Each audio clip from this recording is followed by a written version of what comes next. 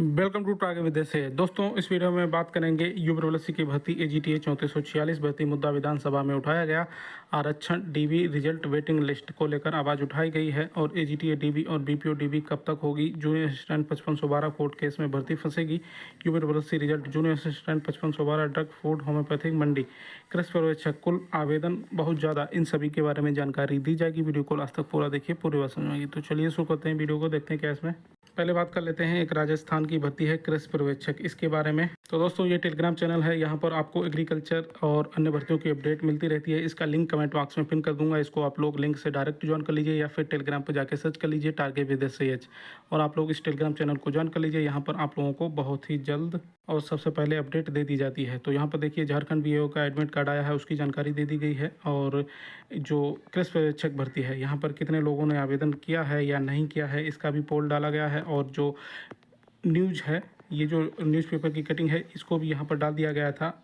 आप लोग देख सकते हैं, ये जयपुर की न्यूज़पेपर की कटिंग है। महिला पर्यवेक्षक, वनपाल और यहाँ पर कृषि पर्यवेक्षक में कितने आवेदन हुए हैं, इसकी जानकारी दी गई है। एक पद के लिए 167 लोगों पर मुकाबला होगा कृषि पर्यवेक्षक में, जो कि यहाँ पर लिखा हुआ है। आप लोग देख सकते हैं, कृषि पर्यवेक्षक के लिए 1,83,396 आवेदन आए हैं। इस कारण इस भर्ती में एक पद पर 167 अभ्यर्थियों के बीच मुकाबला है। और यहाँ पर भी लिखा हुआ है, ये बड़ा कृषि पर्यवेक्षक के लिए 1,83,00,000 आवेदन। और यहाँ पर नीचे भी दिया गया है, ये देखिए भर्ती का नाम और पदों की संख्या और कुल आवेदन। तो यहाँ पर कृषि पर्यवेक्षक जो है 1100 पद हैं इसमें, और जो कुल आवेदन हुए हैं 1,83,396 आवेदन, मतलब एक पद पर 167 अभ्यर्थियों का यहाँ पर मुकाबला होने वाला है। तो आप लोगों ने इस भर्ती में आवेदन किया है या नहीं, कमेंट बॉक्स में कमेंट करके ज़रूर बताएं। और अगर इस भर्ती के लिए आवेदन किया है तो आप लोगों को इतने छात्रों के साथ कंपटीशन करके आप लोगों को आगे निकलना है और एक जॉब लेनी है। और इसका एग्ज़ाम कब है, ये भी आपको यहाँ पर बताया गया है। परीक्षा तिथि 18 अप्रैल 2026 को है और आप लोग इसकी तैयारी करते रहिए, ठीक है। आगे चलते हैं, बात कर लेते हैं युवा प्रवासी की भर्तियों के बारे में। AGTA 3446 भर्ती मुद्दा विधानसभा में उठाया गया। तो ये क्या मुद्दा उठाया गया और किसने उठाया है, इसकी जानकारी दे देता हूँ। तो यहाँ पर देखिए, ये अनिल प्रधान जो विधायक हैं चित्रकूट से, और इन्होंने विधानसभा में AGTA भर्ती का मुद्दा उठाया है। इन्होंने क्या कहा है AGTA भर्ती को लेकर, वो मैं आपको यहाँ पर सुना देता हूँ, आप लोग खुद सुन लीजिए। 3,000 जी सरकार हमेशा इस बात को कहती है कि प्रदेश में जो वैकेंसियां भरी जा रही है उसमें आरक्षण की जा रही है, पर यह बड़ा दुर्भाग्यपूर्ण विषय जो मैं आपके सामने रखना चाहता हूं कि UPSSC द्वारा दिनांक 4/3/24 को कृषि तकनीकी सहायक AGTA के 3,446 पदों की भर्ती का विज्ञापन निकाला गया, जिसमें भयंकर आरक्षण घोटाला किया गया। कुल पदों के सापेक्ष OBC को मिले पद 629, जबकि मिलना चाहिए था 930। SC वर्ग को मिले 509 पद, जबकि मिलना चाहिए था 723 पद। EWS को जितने पद मिलना चाहिए उनको मिले, लेकिन बैकवर्ड और SC के आरक्षण में घोटाला किया गया। ये मूल्य की लागत से इसका क्या मतलब है? सर किसानों से संबंध विषय। अरे किसानों के तो आप 6 घंटे बात करते रहे, विषय प्रश्न के ऊपर पूछिए। जी सर मेरा जो ये पूछना है कि जो वैकेंसी भरी गई थी इसमें सर इसकी भर्ती प्रक्रिया को माननीय मंत्री जी अवगत कराने की, जो पेपर सर 13 जुलाई को हो गया था, डॉक्यूमेंट्स वेरिफिकेशन के लिए 22,000 बच्चों को बुलाया गया था, उसको कब तक इस भर्ती को पूर्ण कर लिया जाएगा? और सर 2018 की वैकेंसी में एक वेटिंग लिस्ट बनती थी, क्या इस भर्ती में लागू करने का काम करेंगे? और आपको सर तीसरा मेरा लास्ट क्वेश्चन अगर आपके अंदर सर कि चूंकि उत्तर प्रदेश में किसानों को आज भी कर्ज माफी का पूर्ण लाभ नहीं मिला, आज भी किसान परेशान है, तो क्या? तो आप लोगों ने देखा, यहाँ पर आपके जो मुद्दे हैं AGTA से रिलेटेड, ये विधानसभा में पहुँच चुके हैं। बजट सत्र चल रहा है और यहाँ पर जो आपके मुद्दे हैं AGTA भर्ती के, ये डायरेक्ट सभी नेताओं के पास, मतलब मुख्यमंत्री के पास तक भी पहुँचे हैं। विधानसभा में मुद्दा उठाया गया, मतलब पूरे प्रदेश में ये बात पहुँच चुकी है सभी बड़े नेताओं तक, ठीक है। तो यहाँ पर देखिए, आरक्षण की बात करें तो इस पर बहुत ज़्यादा मैं कुछ नहीं कहना चाहूँगा, ये तो कोर्ट से भी होकर गुजर चुकी है और आप लोग इसमें खुद समझदार हैं कि आगे क्या हो सकता है या क्या नहीं। मुझे ज़्यादा बोलने की ज़रूरत नहीं है। बाकी इसकी DB और रिजल्ट, मतलब ये भर्ती कब तक पूरी होगी, कब DB होगी, इस तरह से ये मुद्दा उठाया गया। साथ ही साथ इसकी AGTA में वेटिंग लिस्ट का भी मुद्दा उठाया गया।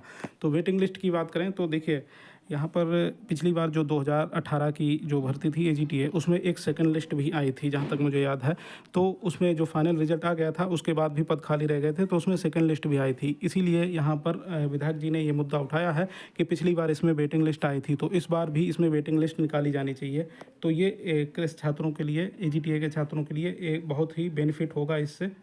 जैसे पिछली बार 2018 की भर्ती में जब सेकंड लिस्ट आई थी या कहीं वेटिंग लिस्ट आई थी, तो इसमें भी अगर पद खाली रह जाते हैं तो वेटिंग लिस्ट आनी चाहिए, तो जिससे कि एजीटीए के जो पद खाली रह जाएं उस पर कम नंबर वालों को मौका मिल जाए। तो यहाँ पर एक बहुत बड़ा फ़ायदा ये होगा, वेटिंग लिस्ट आने से एजीटीए की जो कट ऑफ है उस पर भी असर पड़ेगा। मतलब कम नंबर जो मतलब पद खाली रह जाएंगे तो उसमें कम नंबर वालों को, मतलब कम कट ऑफ को कम करके और अधिक छात्रों को यहाँ पर ये जॉब दे दी जाएगी। ठीक है, तो ये वेटिंग लिस्ट का बहुत ही ज़रूरी मुद्दा है, इसको तो उठाया जाना चाहिए।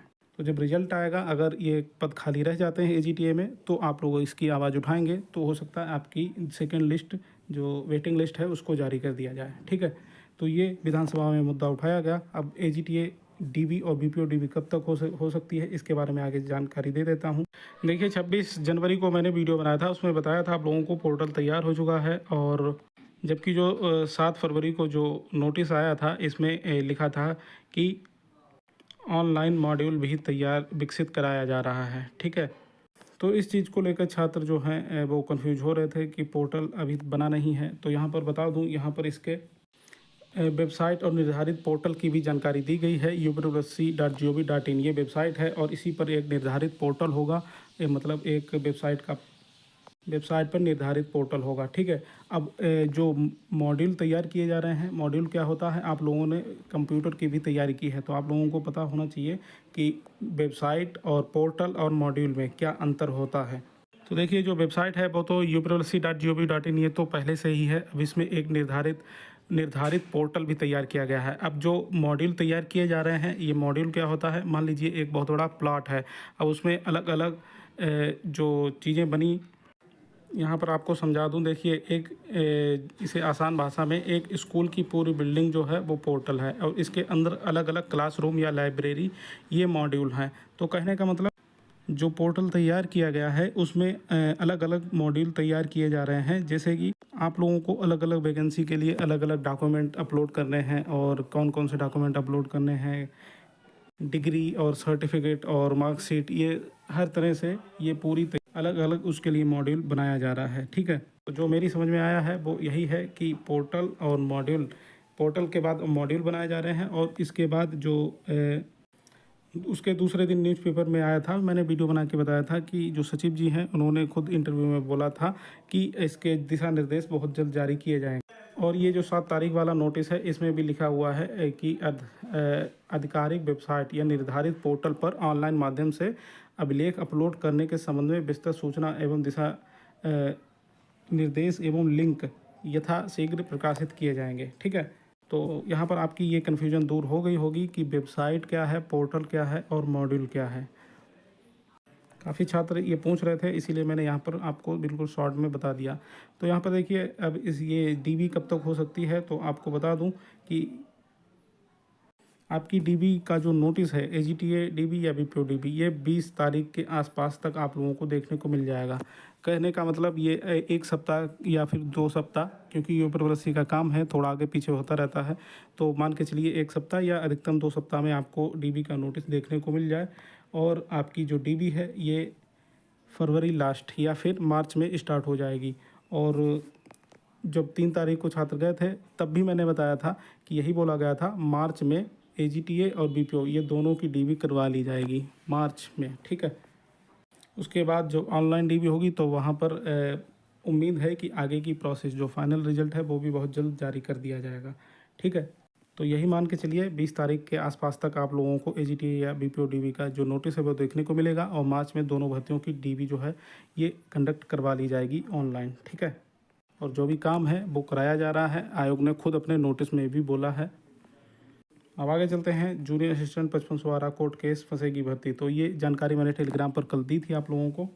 बाकी यहाँ पर इसका कोर्ट केस का स्टेटस भी निकाला है, ये अभी का कोर्ट केस स्टेटस है, सुबह का 10:11 का। यहाँ पर इसका जनरेशन में भी ये लिखा हुआ है कब की ये स्लिप जनरेट की गई है। तो यहाँ पर देखिए इसकी जो नेक्स्ट हीयरिंग की डेट है वो तो यहाँ पर नहीं बताई गई, लेकिन ये कोर्स फर्स्ट हीयरिंग कब हुई थी, ये 15 अक्टूबर 2025 को, और ये फिलिंग डेट क्या है 28/9/2025 को। मतलब ये कोर्ट केस अभी का नहीं है, ये बहुत पहले का कोर्ट केस किया गया है।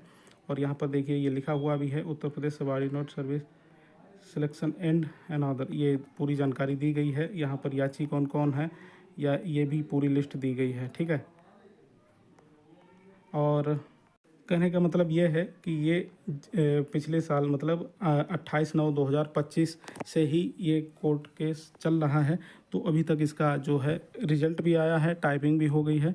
तो अब इसका जो टाइपिंग के बाद डीबी के लिए जो रिजल्ट आएगा वो भी बहुत जल्द जारी कर दिया जाएगा। मतलब इस कोर्ट केस की वजह से जो आपका डीबी के जो रिजल्ट है वो नहीं फंसेगा, लेकिन जो फाइनल रिजल्ट है हो सकता है उसको रोक दिया जाए या फिर हो सकता है आपकी ज्वाइनिंग रोक दी जाए, ठीक है। तो अभी तो फिलहाल अभी की अपडेट के अनुसार आपका ये रिजल्ट नहीं रुकेगा, आपका रिजल्ट बहुत जल्द संभवतः इसी सप्ताह या फिर अगले सप्ताह तक आपको देखने को मिल जाएगा। और यहाँ पर आपको साफ साफ बता दूँ, कोर्ट केस की वजह से आपका रिजल्ट नहीं रुकेगा, क्योंकि ये कोर्ट केस पहले का है और ये आपका रिजल्ट आया था, उसके बाद टाइपिंग भी हुई थी। अब डीबी रिजल्ट भी नहीं रुकेगा, ये भी बहुत जल्द आपको देखने को मिल जाएगा।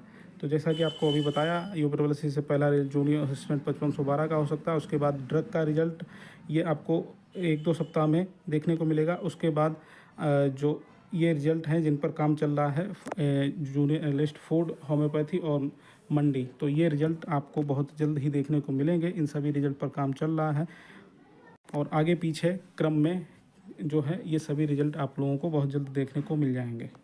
तो ये हो गई इन सभी भर्तियों की पूरी जानकारी। ऐसा ही अपडेट पाने के लिए चैनल को सब्सक्राइब कर लीजिए। नमस्कार।